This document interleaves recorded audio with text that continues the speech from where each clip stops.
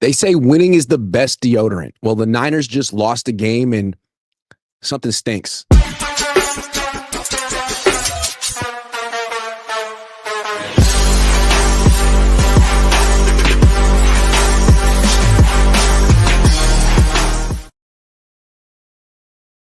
Hello, good morning. I'm Grant Cohn. This is an emergency 49ers quality control meeting. I'm going a little earlier than I normally do because I got to get down to Santa Clara early today. The Niners have practice at like 12. Well, they speak at around 12:30, so I'm going to get out of here around 9. Don't normally stream this early. I got back from Tampa early this morning, like around 1 in the morning. Stayed an extra day in Florida just to save money. It's more expensive to fly on Mondays and Tuesdays, and I'm trying to not throw money away. So that's what I did. And I didn't stream yesterday. I didn't make a video on the big Brandon Aiyuk kerfluffle. That was interesting. So why don't we start with that? Because that was a big topic on Monday, and I just sidestepped it because someone didn't. And you got to be careful here. So what is the deal with Brandon Aiyuk? I'm sure you guys saw this story. Was it a non-story? The story came out in NBC Sports Bay Area that Brandon Aiyuk had deleted all of his Niners content on Instagram and unfollowed the team. Then it came out that he unfollowed the team at least a year ago and nothing had changed.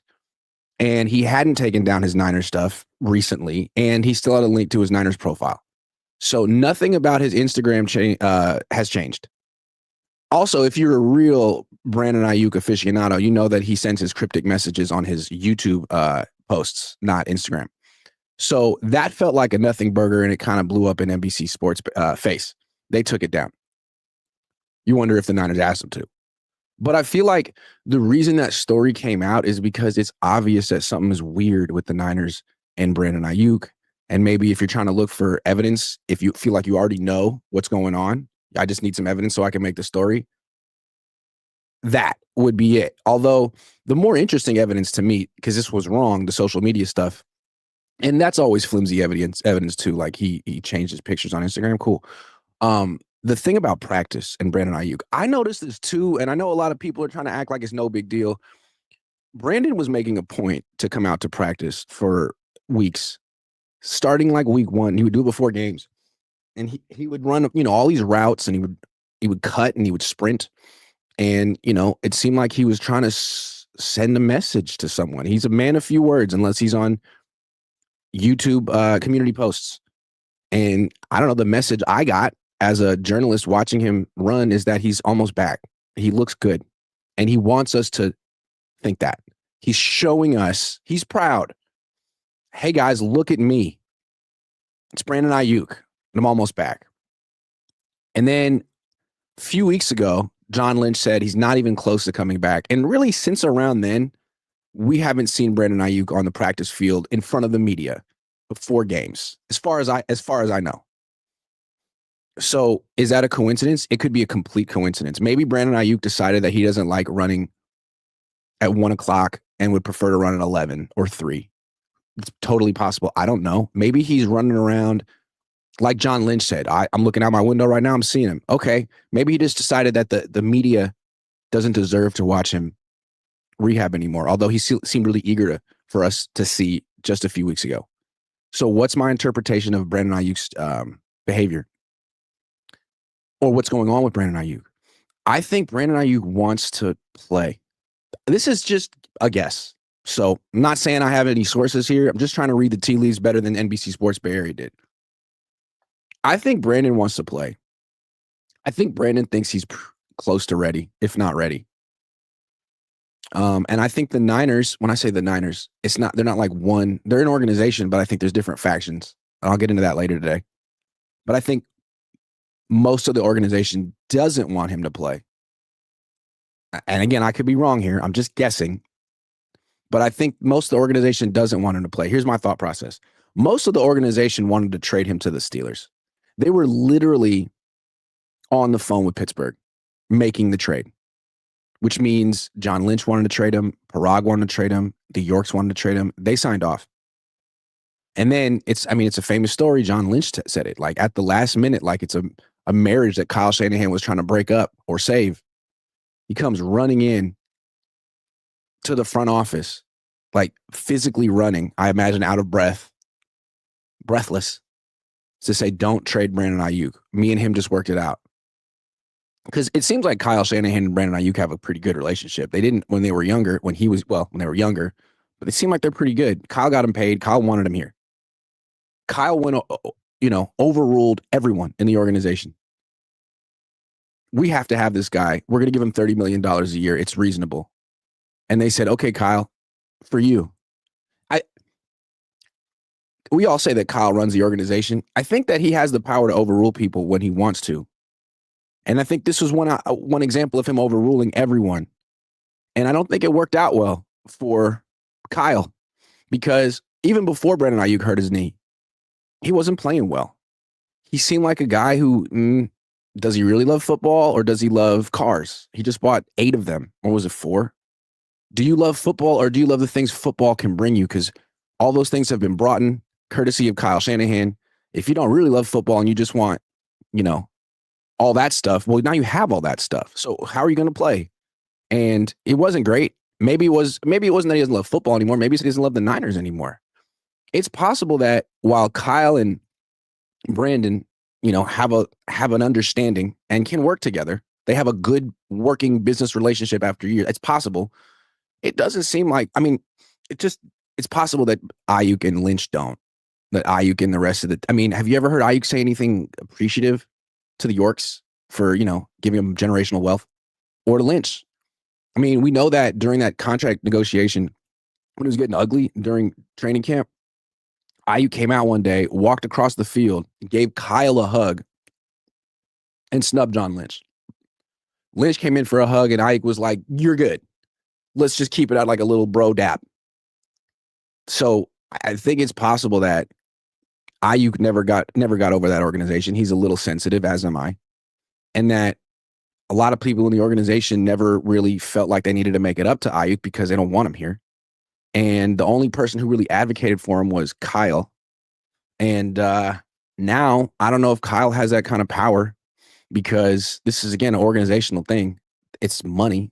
It's the Yorks' money. And if they wanted to trade him before they gave him the extension, which we know that's a fact, they were not only they want to trade him, they were trading him to the Steelers before Kyle Shanahan overruled it. Then it's been reported that they were trying to trade him this offseason when he was still when he couldn't even really run. John Lynch was asked straight up at the combine, and he was like, well, the thing about that is we have a tough salary cap situation, yada, yada, yada. Not like, no, why would we trade Brandon Aiyuk? It's like, well, he's a good player and we have some financial issues. So you acknowledged it twice. Before the extension, last year, February this year, you think all of a sudden, what has changed that would make them want to have him on other than Kyle, what would make John want to have him on the team? If they all regret this extension, and they've given him probably $50 million already. It seems to me that what the Niners are doing is making sure, well, I don't know, I'm just guessing here. Why isn't he playing if he's ready? That's my assumption. He's ready to go, and he's not playing. The Niners don't want him to play. He's one of the few players they're not putting pressure to come back early. Why? Because if he plays and gets hurt again, and they can't trade him this offseason, I think that would be the worst case scenario for this team. They were intent on trading him before the extension. Kyle ended that. They tried to trade him this offseason before he was really tradable. Now he's getting close to being healthy. Ideally, you put him back on the field for a couple of games and showcase him before you trade him, just to show the whole league, man, he's back 100% and he's motivated. But that could backfire.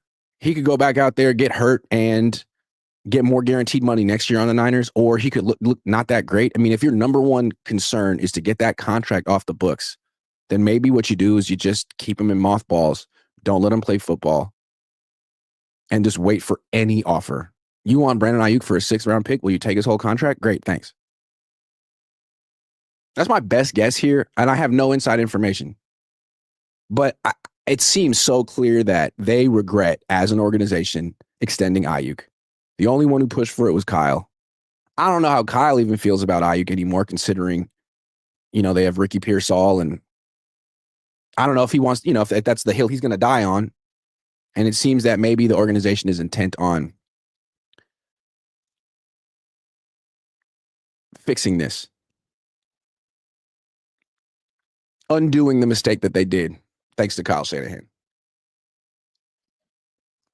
So we'll see. My theory here, if I'm right, is that Aiyuk's not going to play again for the Niners. I don't think he will. Or if he does, it'll be like one game at the end of the season just to show the rest of the league that he can run.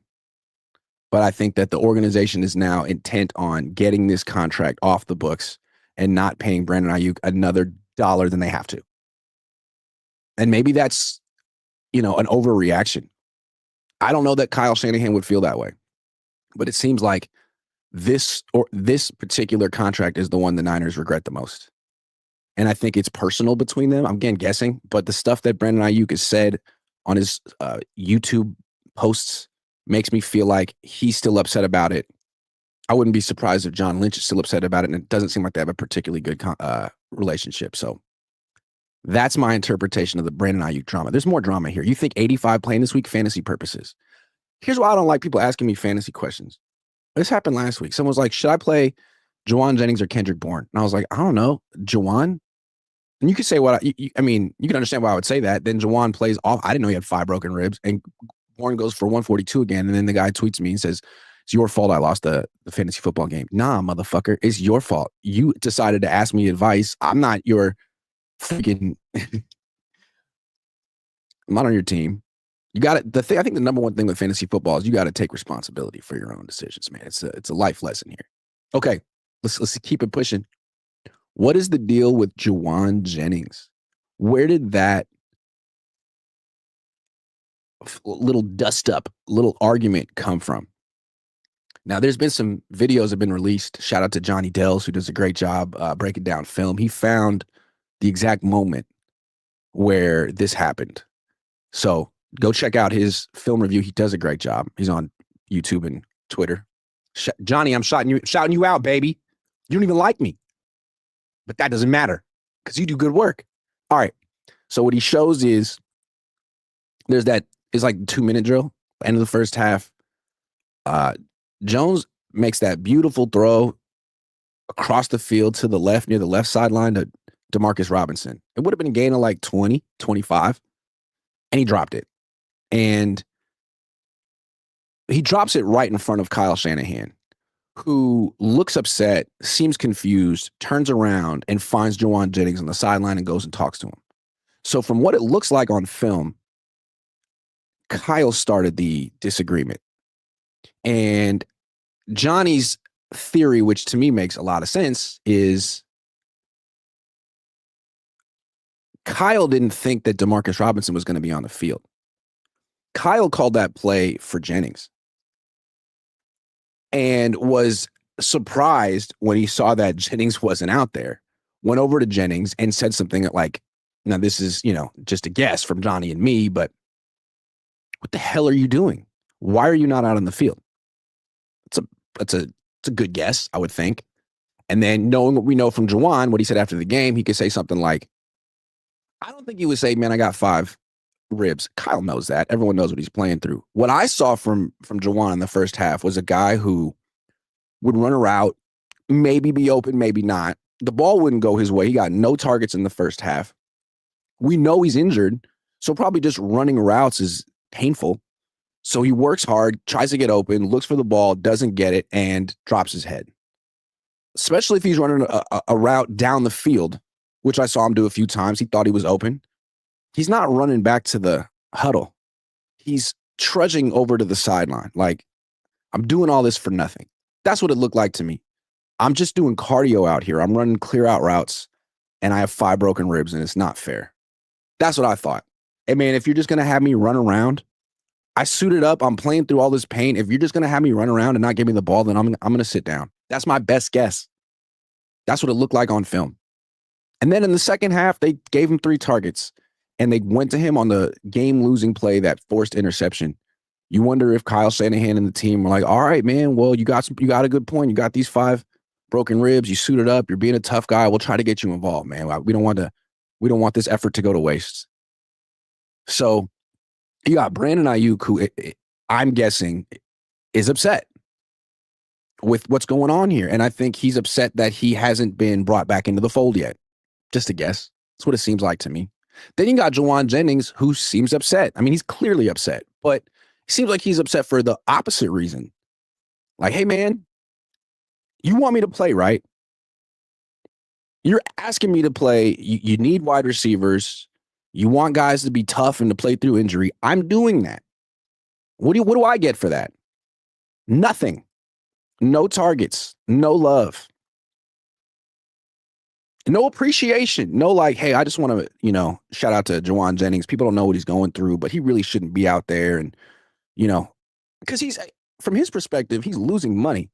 He came back and the Niners are kind of showing him up. Like, oh, you think you're worth $20 million a year? You're not even as good as Kendrick Bourne. Take that. So I can see why I'd be upset.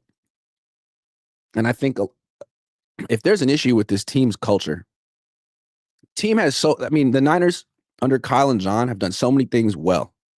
They've won a lot of games. But I think the issue with this team is always injuries.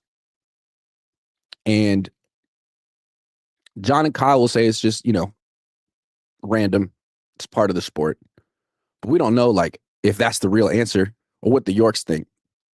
And it does seem like this team has an issue with, like, injury timelines. People coming back too soon, or in Aiyuk's case, too late. Like, who is clearing Jauan Jennings to play with 5 broken ribs? Is that, like, shouldn't the team sit him down? Or does the team work in a way that, like, if they really need you, the training staff understands and will clear you because that's what the coaches want? Like, the training staff and the coaches should be, like, separate, right? I mean, I just don't understand. This seems like a clear issue of asking a guy to play when he's hurt and then not giving him the ball. I think what they should have done is sit him. Hey, Jauan, you got 5 broken ribs. We know we need wide receivers, but you're not going to help. So get healthy. Don't go out there, put out bad tape, and then after the game, tell the rest of the league, well, I'm hurt. I'm trying my best. Don't do that. Just be inactive. And we'll tell the league, look, guys, Jauan is dealing with 5 broken ribs. We'll say it. We got your back, man. We don't want to make you look like like you're not tough. You're the toughest guy. So I think this is another, and it's like, the Niners have worked so hard to keep certain players happy on this team. They signed all these vets to keep him happy. Why'd they extend Kittle with years left on his contract and Warner and Purdy? Because they want to keep him happy. And they gotten rid of a lot of players, too, who were unhappy. I mean, Charvarius Ward was unhappy here for the last year. He left. Dre Greenlaw was unhappy. He's gone. Jauan Jennings seems very unhappy. And it seems like there is a resentful portion of the locker room. The guys who didn't get taken care of after the Super Bowl loss. The guys who know they're on the way out of town, but are still here. And those guys are dangerous for a locker room. I mean, Debo was in that group last year. He didn't help. We call them disgruntled, disaffected players who know that they have no future with the 49ers. And have been, like, they're less essential to the organization. They're not in the core group the way the fullback is. They're less essential to the organization than the fullback. That's got to be frustrating. So that's where Jennings seems to be. You don't care about making me happy. You don't care about my future. You'll play me when I'm injured. You won't say anything about it. You'll essentially make me look bad. And I think, this I wonder when this stuff started. Last year was awful. It may have started with the trade of Eric Armstead. I'm not a big Eric Armstead. I don't like Eric Armstead personally. He's taken a lot of shots at me. That locker room liked Eric Armstead. He was one of the longest tenured players on the team. He was up for the Walter Payton Good Guy of the Year award. He does philanthropy. A lot of players look up to him in the league. And before they got rid of him, they kind of humiliated him, trying to get him to take like a 200% pay cut. I mean, even I thought that was kind of messed up. Then they got rid of him. And I think at that point, a lot of players on the team realized, like, oh, not everyone's going to get taken care of. If Eric Armstead is going to get discarded like that, a lot of us could, because Eric Armstead is a better player than Jauan Jennings. So I think that might be where this started. Oh my goodness, some of us are going to get completely screwed over. And it was Armstead, it was Debo, it was Greenlaw, it was Afunga, it was Charvarius Ward. And it's not that, like, I mean, it's a business. The Niners didn't owe them anything, but they acted like they owed so many players. Aiyuk, Kittle, Warner, Purdy, Trent. A lot of players on this team kind of realize who's in and who's out, which is why it's so important that they have this youth movement, because I don't think Michael Williams has a chip on his shoulder over business of the NFL, but Jennings probably does. I don't think Alfred Collins does. He got his nice contract being a second round pick, but Jennings got incentives he's not going to hit. That's where we're at with that one. Bill Kennedy says, any chance members only videos? Yeah, that's a good idea. Let me think about that. Let me add yes, I will do that. I promise. Anthony Brown says, BA for Titans, Jeffrey Simmons. What do you think? I don't think Ayuk's worth that much in a trade right now. I don't think that's realistic. Okay, let's keep going with this. What's the deal with Brock Purdy? Now, Brock Purdy is a very carefully curated person. He would never do, I don't think, what Jauan Jennings did. He would never do that. I don't think, or he hasn't yet. But as long as we're talking about grievances on this team, players who might have them, Aiyuk seems to have a grievance in the sense that the team isn't really eager to put him back on the field. Jennings seems to have a grievance in the sense that they're playing him when he's hurt, when he probably shouldn't be. There's a lot of guys like that who get that treatment on this team. Where does Brock fall in? Brock would never say anything, but if I were him, I feel like I'd have a grievance. Because again, it goes back to the training staff. And I'm not saying they're an incompetent training staff. I imagine they're a very good training staff and that they're working very closely with the coaches and that the coaches indicate what they want. Maybe I'm wrong, because I just don't understand how the Niners cleared Purdy for that game against the Jaguars. He clearly wasn't ready for that. It was clear the entire game. I mean, even before he re-aggravated his toe on a scramble, he couldn't throw the ball. Go back and look at the first series of the game. Like, his passes had nothing on them. They were dying. They were inaccurate. It was clear from the moment he stepped on the field, from the first snap of the game, that he was not fit to play in that game. So all respect to Brock for gutting it out. Just like Mac. I mean, Mac and Brock have both been very tough. But Brock in particular, like, why would you put him in that position? It was week 4? They were undefeated? Yeah. So why would they clear him? It's one thing if, like, he hadn't practiced all week and they listed him as questionable and Brock was like, no, I'm freaking playing. Then it's on him. But they didn't even list him as questionable. Before the game, Kyle Shanahan said he was fine, which, you're not in his body, man. You can't speak for him, because the last time we talked to Brock before that game was, well, I don't know how I feel. I'm going to have to see how I feel on Sunday. Then on Friday, Kyle's like, he feels great. None of this seeing on Sunday stuff. So he goes out, he plays, he gets the injury re-aggravated. Now he's missing time. Could return this week against the Falcons, although they just whooped Josh Allen's ass. So I don't know. Is it possible that Brock is joining the not legions, but the group of Niners that is resentful about the pressure to play through injury? Your training staff cleared me. I wasn't ready. I go out there, it gets worse. And now you're like, I've only played 2 games out of the 6. It's not my fault. Now I look like I'm fragile. Now, Mac Jones is making a case to take my job because he gets paid $4 million a year and I get paid 53. And people are talking about that. I'm not worth the money, man. Like all I'm trying to do is be tough and do my job and make the organization happy and proud. And you make me and you throw me out there before I'm ready, man. Like, why don't you have my back? Or do I have to have my own back now? Now that I saw what you did the first time I hurt my toe, you had the training staff say I was A-okay, and then I go back out there when I wasn't.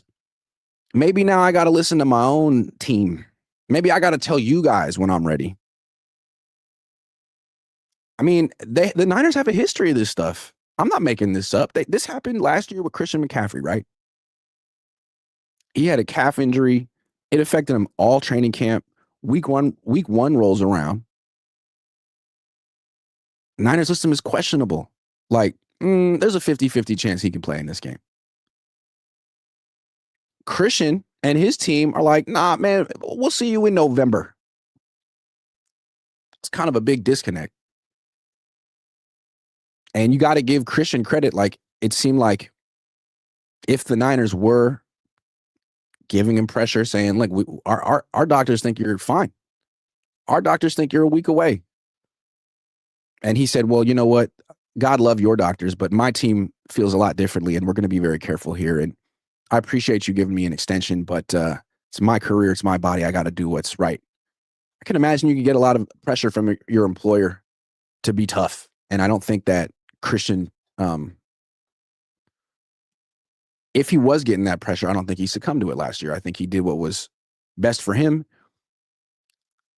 He didn't tear his Achilles. He's never really been the same player he was in 2023, but at least he's still suiting up every week and fulfilling his, employment requirements and making money. So there's that.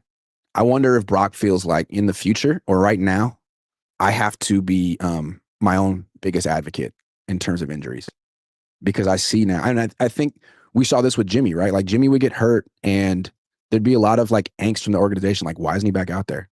It's just a messed up thumb. Why is he not back out there? It's just a messed up shoulder. Why is he not back out there? Like they treat quarterbacks like they're strong safeties. Like, hey man, put a cast on it and get back out there. Like rub some dirt on it and get back out there. Like, okay, maybe. We got to talk about the kicker too at some point, Jake Moody, but not yet. So I just think there's something to look for with Brock Purdy here. He's not going to talk about it, but what the Niners did to him, I'm not even a Brock Purdy advocate. I'm like Team Mac Jones over here. No, I'm just kidding. I am a Brock Purdy advocate. I like Brock Purdy. And I think what happened to him was probably, he seems innocent. Hey, man, everything works out for me. I was the last pick in the draft, but now I'm one of the highest paid players in the league. And I get hurt, but I bounce back. And pretty much my experience in the NFL is things go right. Now it's like, oh man, like, are the football gods not looking out for me? Do I have to like look out for have I reached the portion of my football career where I'm on my own in this crazy football universe? Maybe. Because I think if the football gods are helping you out, if you believe in that stuff, which I think all football fans do, if you believe in the football gods helping you out, wouldn't that be before you get your money? Why would they suddenly want to help out the seventh highest paid player in the league? They helped you. Their job is done here. Now it's on you. And so Brock, be careful, man. Okay, here's the big thing that I think no one wants to talk about. The relationship between John Lynch and Kyle Shanahan. They work very hard to show that they're close, that they have a good business relationship. They always stand next to each other during practice and talk, and it seems like they're having the greatest conversation of all time. Like they're really interested in what the other person's saying, and one person's laughing and look like best friends. There have been reports that they've gotten pretty heated behind the scenes when they've disagreed, but like that's most business relationships, and this one's been going on for 9 years, so you can imagine it's gotten pretty tense at times. We don't really know how their business relationship works in the sense that like who has overall power. I think that we all assume that it's Kyle, but we don't really know when Kyle Shanahan asserts his Trump vote, his Trump card. I have the final say here. And I would imagine for him to work with someone like John Lynch, you can't overrule John all the time. Yeah, John's kind of a figurehead sometimes when Kyle wants him to be, but John's a Hall of Fame player. He's a man of, respect in the NFL. I don't think he wants to be seen as a figurehead. And I think he thinks that he's just as important to the team as Kyle. And I think that he thinks that Kyle should leave him alone and let him do his job. I don't think he appreciates it when Kyle overrules him. And I think he probably has, he probably keeps a list of all the things that Kyle told him to do that he didn't want to do, just to have it. And so, what are some of those things? The Brandon Aiyuk contract. That was a Kyle thing. That was a Kyle thing saying, look, I have last say here. I need this guy in my offense. I don't care what the bean counters say. I don't care what John Lynch says. I don't care what you think of Brandon. I want him. So this could, if they ever trade Brandon, if Brandon ever gets back on the field, that could be seen as sort of like a win for John Lynch. You overruled me, but I got the last laugh. There's other ones. Every running back the Niners have ever drafted. Joe Williams, Trey Sermon, Ty Davis Price, Jordan James, Isaac Guerrero. A lot of those were trade ups. A lot of those seem like Kyle Shanahan picks. Like, hey guys, I know you're a general manager, you do this for a living, but I know my system. I know what I need. I've watched this guy's tape. I want him. He's done that a lot of times. I'd imagine he's had some success with that, but not at the running back position. So that's another thing Lynch could point to. Say the Niners missed the playoffs this year, and it's largely because of, their roster decisions. Lynch could go to the Yorks and be like, hey, man, don't replace me. When you let me do my job, I do a great job. I have this great front office and scouting department. We work well together. It's just when he decides that we don't know what we're doing and overrules us, that's when we get into trouble. But then Kyle could come back and say, well, hold on. I wanted Mac Jones in 2021, and all you guys said I was crazy. All you guys said I needed to find someone else. So we compromised and landed on Trey Lance, and that didn't work out. Now we got Mac Jones, and he's playing really well, and I was right. So there are certain times when I need to overrule you guys and tell you what my system needs, because it's my system you don't understand. So there's validity to that as well. And I think that it's possible these two have been having a little bit of a power struggle their entire time here, which probably is good for the 49ers. I think it's good that John Lynch doesn't just say, hey, Kyle, whatever you want, that John Lynch actually fights for his section of the team, for his voice. Need to. But it's hard to say who's right and how this is going to play out.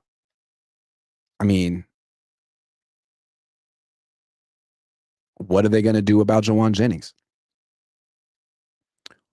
Do Kyle Shanahan and John Lynch feel the same way about him? Do they feel the same way about Aiyuk? Were they on the same page about paying Brock?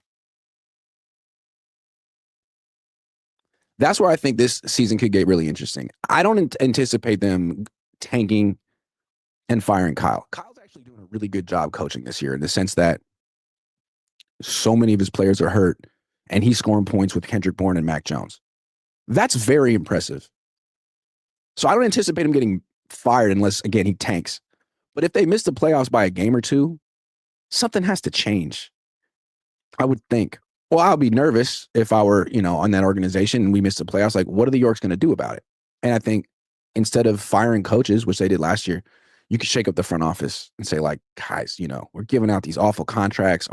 Our draft record isn't good enough. We got to bring someone else in there. And I think it'd be easy to say, look, John, it's your fault. You're the easiest guy to fire. Because this is the Kyle Shanahan show. I think Lynch needs to make the case hey, man, when you turn this thing over to Kyle Shanahan completely, that's when everything's going to fall apart. You need me as the checks and balances. And I don't know if he does. I don't know if they do. I'm not taking sides here. Maybe the team would be way better if Kyle just got everything he wanted. Maybe not.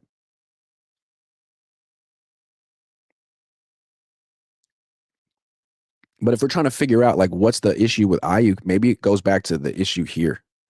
that there's two guys with vying for power who have different wishes, ideas about what they want the team to look like. These are my best guesses here, guys. Dave Edwards says, what's going unnoticed is Niners aren't getting instant impact from their young guys. It makes the loss of Warner and Bosa that much more. I mean, they're getting a lot of impact from their young guys. I want to come back again to this, just the locker room fissures. And I think we saw it last year, right? With the Debo thing, with the Moody thing, with Devondre Campbell. And I think the way the Niners approached it each time was like, hey, look, this is an isolated incident. We got it. We're a tight-knit family. We're a well-coached team. You know, Debo and Moody got into it. Guess what? They're both off the team. Oh, Devondre Campbell quit. Guess what? He's gone. And so this issue is no longer present in our locker room. But it seems like it wasn't just Debo who was disgruntled. It wasn't just Devondre Campbell. It's Jennings. It could be Aiyuk. Could be Purdy. As time goes on, as players feel compelled to play through injury, as players get paid, as certain don't, the locker room shifts and you think, well, this team is so tight-knit. Kyle's been here so long. How could he lose the locker room in year 9 after starting 4-2? Well, a lot of people felt Bill Walsh lost the Niners locker room during the season he won his 3rd Super Bowl.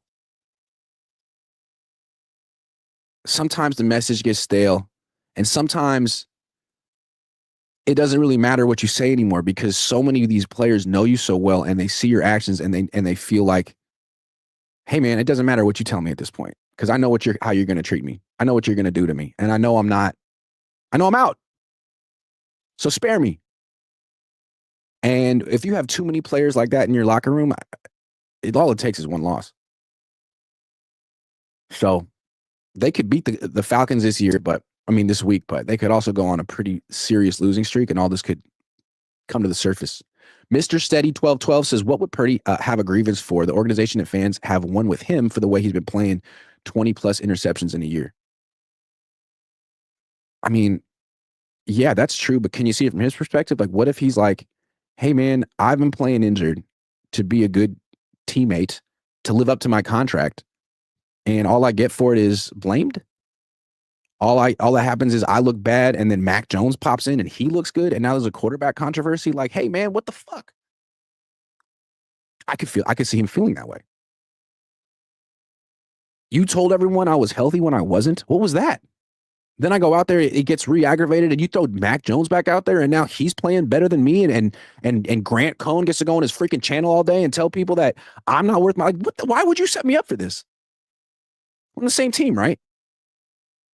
I'm the future, right? You want to protect your investment, right? I could see him feeling that way. Maybe I'm just projecting because that's exactly how I would feel if I were him. Alejandro B says, what if they played Brock Purdy so MJ couldn't get his incentive? He got his incentive, though, didn't he? I don't understand. I think he got his incentive. Ronnie says Kyle has a history of. I see what you're saying, though. Maybe. Kyle has a history of overusing his vets. There is no mentoring happening with the younger players. Yeah. It's interesting what he's doing with Kendrick Bourne. I mean, you got to get credit for that. But, yeah, it feels like a Band-Aid, right? Jonas Ymir Jonasson says, when will we see you in Leeds merch, our favorite team? I got to buy some Leeds. It's also my favorite team in the world. Joseph Ernberg says, my heart breaks for the angry millionaires. Oh, come on. So you're going to take the sides of the angry billionaires? I like the palace intrigue that goes behind. The way I look at these teams is that we know 5% of what goes on with these teams, tops. Because the other 95% is carefully curated by the team, and they want to look a certain way. And I want to know the real 95%. And I think you learn it, you get glimpses of it after losses. You definitely don't see it after wins. So it's interesting to me. Anoop says, if you lost the Super Bowl 58, your Niners future is tenuous. Unless you're unless you're a fullback. Sean says, I'm burnt out this team's injuries. Like I have injury fatigue following this team, and I've supported them for 30 plus years. Also, once a player plays through injury, he sets a precedent, played through it in 2022. I just think there's a lot of pressure in this culture to play through injuries. And I think that, maybe that's great for a tight end, but a quarterback. All right, let's get off the drama topic. Let's talk X's and O's. Let's talk personnel. Niners have to replace the best player on their team, maybe the best player in football, Fred Warner. How are they going to do that? Not with one player. I think this is where Kyle Shanahan and Robert Saleh need to get creative. It's not as simple as next man up. One player can't replace Fred Warner. Tatum Bethune is the next man up. And I think if you go back and watch the film, if you've been watching him for his career, it's clear that he's a really good run defender. I'm not going to say what he's not first. He's a very instinctual, violent, quick triggering run defender between the tackles. Like, the run defense won't necessarily fall off. It might even get better with him in there. He reminds me of a player the Niners had for 1 year, 10 years ago. Chris Borland. Borland was like a third-round pick. He had like 150 tackles his rookie year. He was very instinctual. He was always around the ball. He couldn't quite run sideline to sideline. If a running back bounced his run to the edge and Borland had to chase him down, he might get him if he dove and grabbed his shoelace.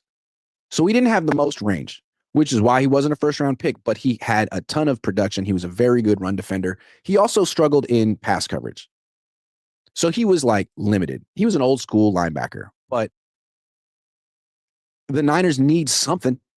And if Tatum Bethune can defend the run really well on first and second down, then that's great. Now you've just replaced, 2/3 of Fred Warner. What you got to figure out is third down coverage. Because if Bethune's out there, he's going to get targeted a lot. And from what I've seen from him, you don't want that. He's the kind of linebacker that Kyle Shanahan would go after if he was game planning and facing the Niners defense. He would go after Tatum Bethune all the time. And when he wasn't going after Tatum Bethune, he'd probably go after Luke Gifford. So on third down, the Niners have to figure out who they want their linebackers to be. And I think probably the smartest thing to do here would be to move Jair Brown back to linebacker on third down. Maybe the whole time. I liked him better at linebacker the first few games of the season. But on third down, I think the linebackers should be D. Winters and Jair Brown. Those guys can actually move and cover man-to-man, in zone. And then the safeties can be Malik Mustafa and Jason Pinnock, or Malik Mustafa and Marquise Siegel. Whoever isn't getting absolutely torched that day, try those guys. But I think that's what they got to do. I think Bethune needs to be like a 2-down player. They could try him on third downs. He seems like he can blitz a little bit. But if you need actual guys in coverage from that position, it shouldn't be him. Try Winters. Try Brown. And then I want to see what Nick Martin can do. I don't like this excuse from the coaches that the reason he's not even active is because they need better special teams guys. Great. Now you need the best linebackers on the field. And I don't want to get a look at Nick Martin in a few months and realize he's really good and go back and feel like you weren't playing the best players on defense because you're trying to get the best players on special teams. Like, special teams is important, but not as important as defense. And D. Winters, he has his moments. He gets lost in coverage sometimes. Nick Martin, I think he could be just as, inconsistent as it's not like D. Winters plays like a vet. I think Nick Martin's going to be faster. I think he's going to be more explosive. And he's going to hit harder. So I think they need to activate him now that Fred Warner's out. And I think we need to see what he can do. They spent a third-round pick on him. They drafted him ahead of Cam Scatterbu, who would really help this team right now. Like, they took Nick Martin in that range of players who can have instant impacts right away and become Pro Bowl players. Late round 3.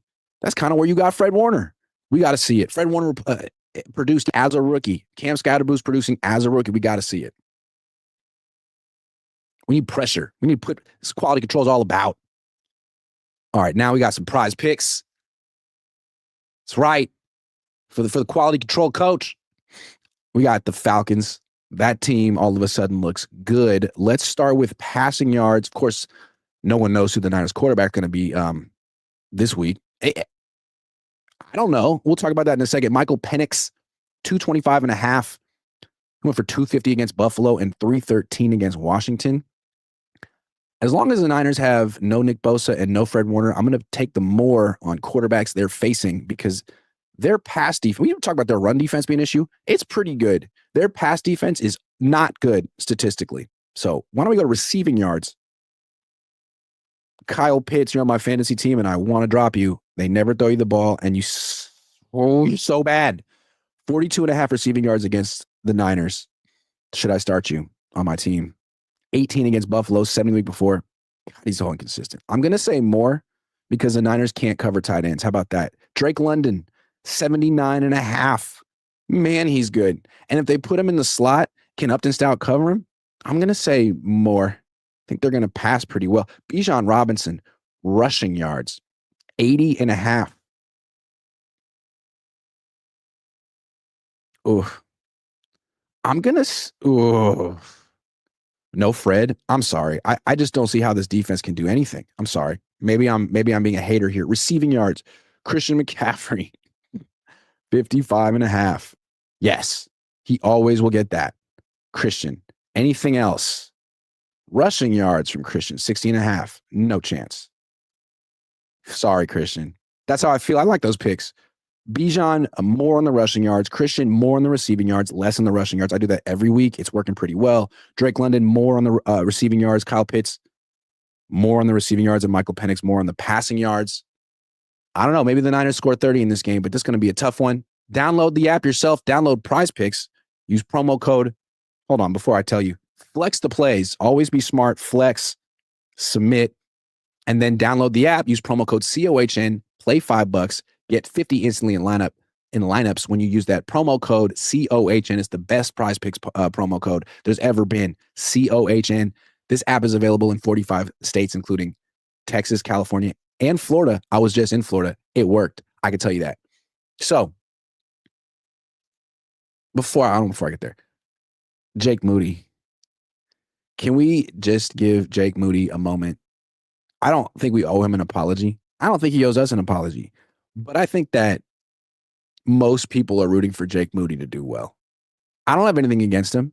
I didn't want him to be on the 49ers. Didn't want the Niners to draft him, but that wasn't his fault. He got drafted in the third round. That wasn't his fault. They created unrealistic expectations.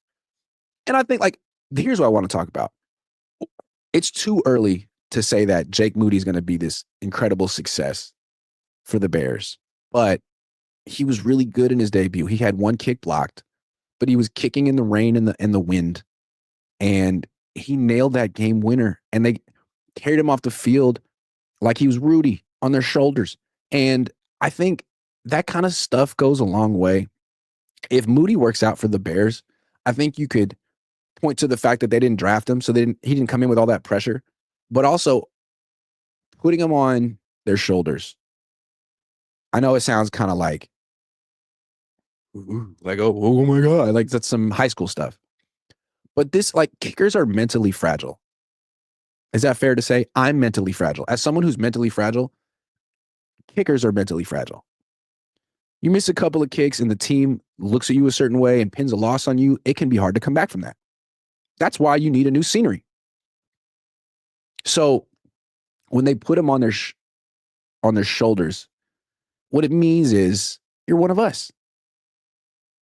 You're not in the doghouse. You're not a pledge. You're not a second-class teammate. You are officially a Chicago Bear. And they gave him the game ball.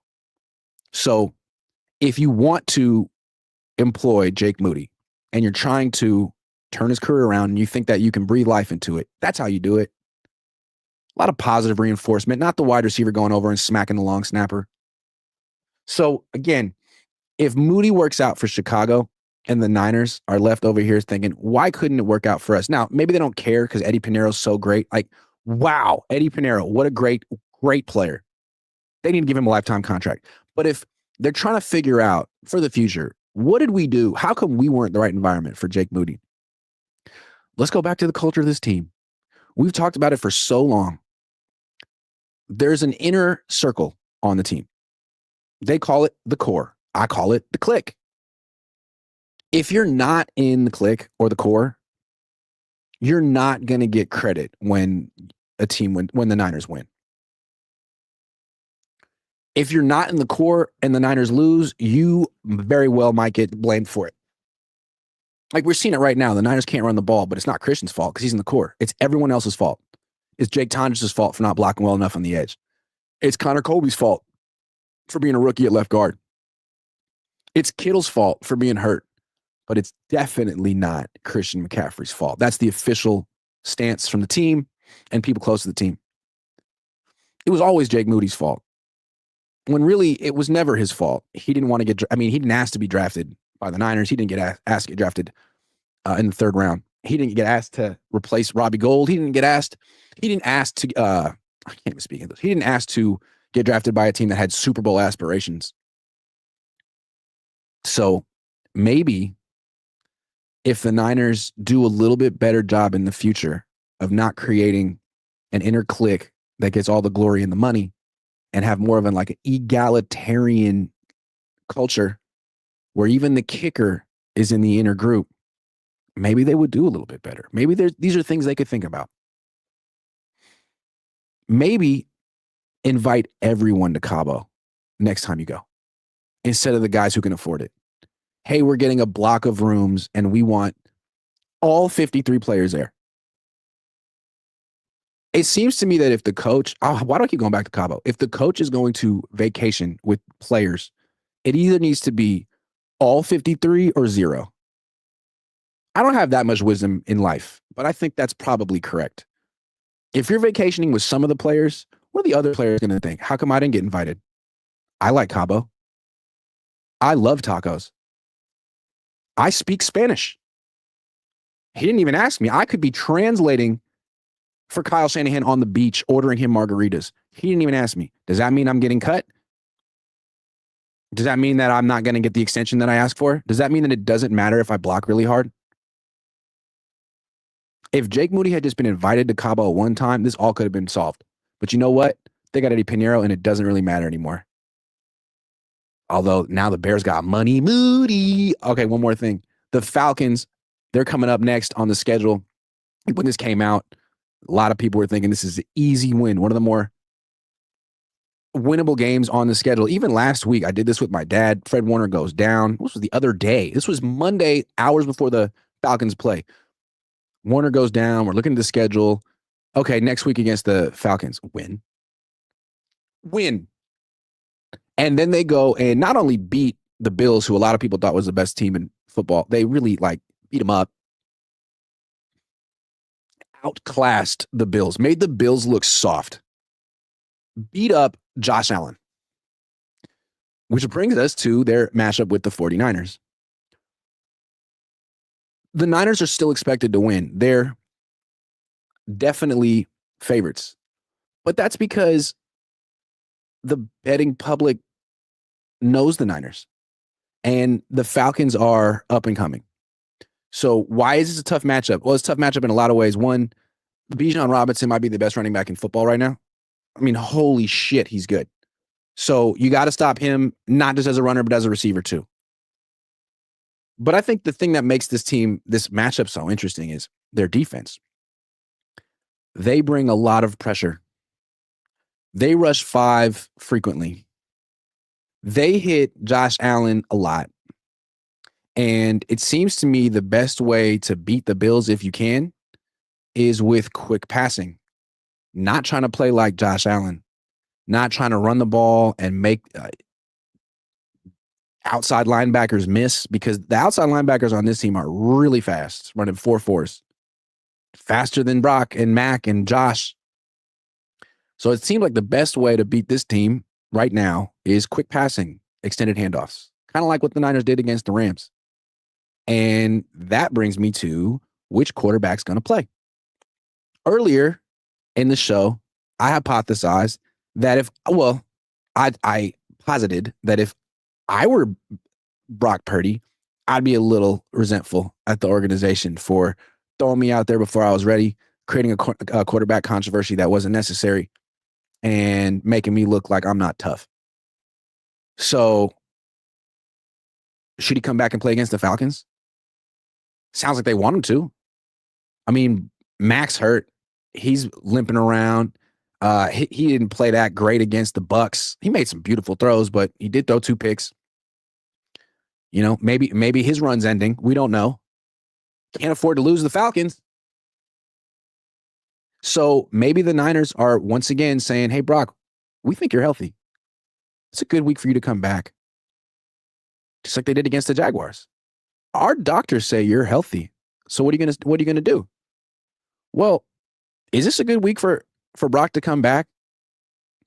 Even if he's 100% healthy, look what this defense just did to Josh Allen. And the thing about Brock, whether he has a toe injury or not, for whatever reason, every year he holds the ball longer on average than he did the year before. When he got into the league, he played a lot like Mac and Jimmy. Get the ball rocket fire in rhythm. Average time to throw about 2.8 seconds, which is a little bit longer than the league average, but still pretty, quick enough. And it was 2.9. Now it's more than 3. Only quarterbacks that hold the ball longer than Brock on average this year, like Justin Fields and J.J. McCarthy, guys who don't seem to know what's going on. Brock's supposed to know what's going on. So if he plays like that against the Falcons and tries to be a playmaker and spin around, 1, he'll get hurt. 1, it won't work. They'll lose. And 2, he could re-injure his toe again. And if he loses to the Falcons, is that when the quarterback controversy starts? This feels like a very risky week for Brock to come back. You just saw what they did to Josh Allen. Are you really 100% healthy? You didn't practice at all last week. Maybe you need another week. And it'd be interesting, like maybe Brock says, you know what? I followed your timeline the first time. I listened to your doctors the first time. Now it's on me. You guys tell me that I'm good, I'll let you know. And to me, that's the most important thing this week. Brock needs to stand up for himself. Brock, I'm talking to you. I'm talking to you, Brock. Brock, if you're not ready, say so. Because you're not doing the team any favors by playing if you're hurt. And even if they give you pressure, you got to do what's right for yourself and the team. Even if the team doesn't know what's right for the team. And that's you not playing. Because even though I give you crap, Brock, I don't like your contract. They need you. You're a very good quarterback, as is Mac Jones. Mac Jones has about 3 injuries too. You guys are going to have to play a lot this year because the organization doesn't care about investing in the offensive line. Not your fault. So you got to be smart. You're the franchise. Protect yourself until you're ready to go. Because if this team has to start Adrian Martinez at any point, that's a bad look for everyone involved, not you, Brock. So that would be my advice to Brock. Don't just play against the Falcons because the Niners need you to. If you're not ready, if you can't protect yourself the way you need to, if you think there's a risk of going out there and making the injury worse or having another setback, you got to tell them that you're not playing. And if they give you crap about it, that's life, man. You got to deal with it. That's my best advice for you, Brock. I'm on your side, man. You got to advocate for yourself. Or I'll advocate for you. AK Niner says, a bunch of CBs tried out yesterday. Does that mean we could see more dime packages on 3rd down? Could. Or it could mean that someone's injured. We don't know it. So let's see what happens at practice today. What's going on with Nick Martin? Is he injured? Asked Kilo TW. I addressed it. I think they don't think he's ready. But I disagree. I think he looked good in preseason and he improved so much. I think he needs to be out there. All-Star Luna. What's up, All-Star Luna? Says, that's not how kickers work. You got to make your kicks or else you lose your job. Yeah, the Niners could say that. You know, we drafted Jake Moody. We gave him a bunch of chances. He couldn't do it. There's nothing we could have done differently. There's no lesson to learn here. That's possible. But if he goes to Chicago and does well, it's always good to be introspective. Hey, we got Eddie Pinheiro and no harm, no foul, but maybe we examine this so it doesn't happen again. So we learned something. That's all I was talking about. If Moody goes to Chicago and works out, you got to go back and look at the culture of the Niners, the way that they scapegoat people. We've talked about it for years. There's always a scapegoat ready who's not in the clique, who wasn't invited to Cabo. And for years, it was this guy, whether he deserved it or not. He probably did. But kickers are mentally fragile. And once you put him in that scapegoat position, good luck. Good luck. Luckily for Eddie Pinheiro, he hasn't missed any kicks yet. He starts missing kicks, he's going to be in his head because of the culture here. Bill Kennedy says, anyone to blame when 10 players on field, Warner injury, has JJ broken fiber has been confirmed. Well, he said it. That's true. I didn't talk about that either.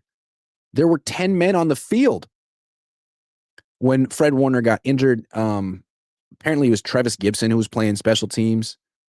I guess it's what happens when Nick Bosa gets hurt and you got guys who really haven't been in the rotation. They're locked in on special teams and then boom, dude, no, you're starting now. So it's Trevis Gibson's fault, but I understand how you make that mistake. And I don't understand how Chris Kasarik didn't see it. What are you looking at? You got 4 players to watch, 4 every play, and one of them wasn't out there. You had 3 guys out there. Chris didn't say anything. I mean, I sort of understand. I guess I understand Kyle Shanahan not seeing it, but Kyle and Robert and Kasarik didn't see it. And then Fred Warner breaks his ankle. I'll tell you, if I were Fred Warner, I'd be pissed. Because injuries can feel, random and unfortunate. That one felt like negligent. Kilo TW says, is there a world where Jordan Watkins can take on the role of Debo in the offense? And could that have been Kyle's plan before all the injuries? No, I don't think Jordan Watkins is Debo. Maybe he can do some of that role. Like maybe he can give him the jet sweeps and end arounds that no one else is going to give. But I don't even know if he's going to play this year. Kyle doesn't like playing rookies. And Kendrick Bourne's balling. But if they trade Jauan Jennings and Aiyuk, maybe they'll get him on the field. All right, guys, it's 9:06. I got to get the train down to Santa Clara. Thanks all you guys for watching. Got about 2,500 people in here. I hope what I said made sense. And again, if you're Kyle Shanahan or John Lynch and you're watching and you think that I was wrong, I was probably wrong. I'm doing my best to read the tea leaves. And I'm not a professional tea leaf reader, although I think I did a pretty good job today. The things I said made sense to me. Did they make sense to you? We'll see what happens. We'll learn more in the next few weeks, and this picture will become clear. For now, it was an interesting week in the sense that they're 4-2. They lost 1 game to maybe the best team in the NFC, and we saw a little bit of some cracks in the foundation, which maybe that's not surprising. You think a team with a coach, a team that's been together this long, should be really tight-knit, or maybe they're ready to break up. Some of these guys are. Stay tuned. I'll be back tonight, 6 o'clock with Tyler. And at 5 o'clock on 4-Man Front. I'm not exactly sure how we're going to do that this week. I think it's instead of doing live stream on Patreon, we're going to record it and then post it as an unlisted thing. But I'll let you guys know. Boxing Fan Times 4 says, this is what happens when you operate 2 years behind. It's true. Thanks, everyone. Peace.